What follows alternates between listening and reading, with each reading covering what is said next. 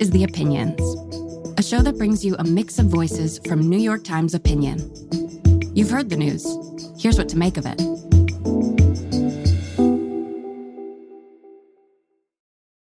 I'm Nick Kristof. I'm a columnist for the New York Times.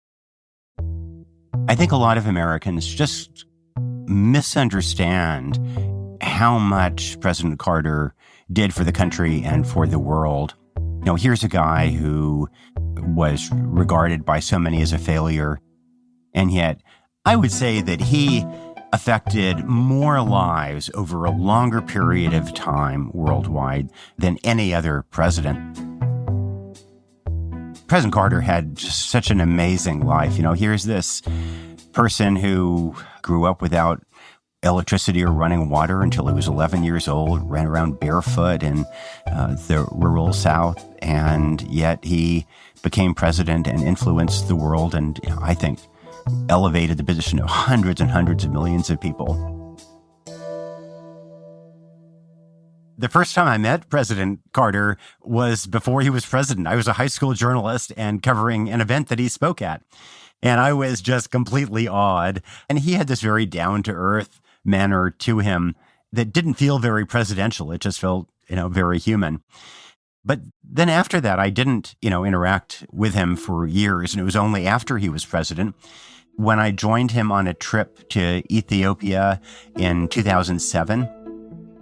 He was visiting an area where river blindness was endemic, and he had started a campaign to eliminate river blindness. I think the difference is on that trip, he gave me a great interview. In America, if you ask somebody on the street, what do you mean by human rights? They'll say freedom of speech, freedom of assembly, freedom of worship, trial by jury, a democratic government.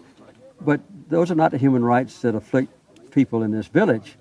They have some of those things, but I think there's a human right to live a decent life, to have a home in which to sleep at night, to be free of preventable diseases, to have a modicum of education, to have some human self-respect, some hope that the future will be better than the past has been. Those are also human rights.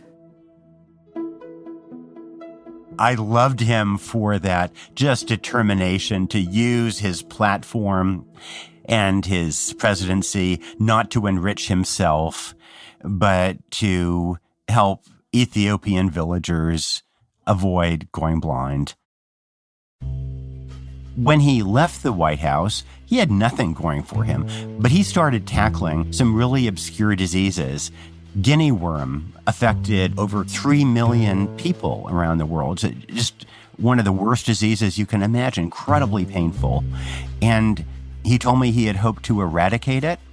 He didn't quite manage to eradicate it, but there were just 13 cases last year, down from 3 million. It will be eradicated soon. And that would not have happened without Jimmy Carter. And so I guess, when he dies at this ripe old age, it's really a moment not for sadness, but for a celebration of a extraordinary life, so well lived, that has so much for all of us to learn from.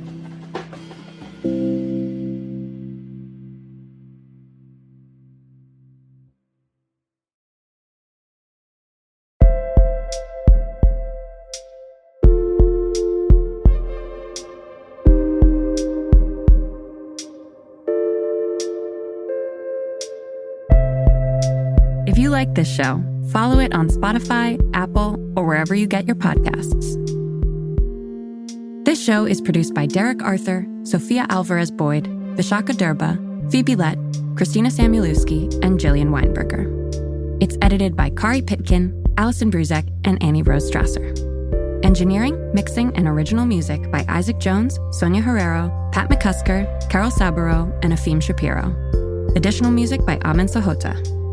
The fact-check team is Kate Sinclair, Mary Marge Locker, and Michelle Harris. Audience strategy by Shannon Busta, Christina Samuelewski, and Adrian Rivera.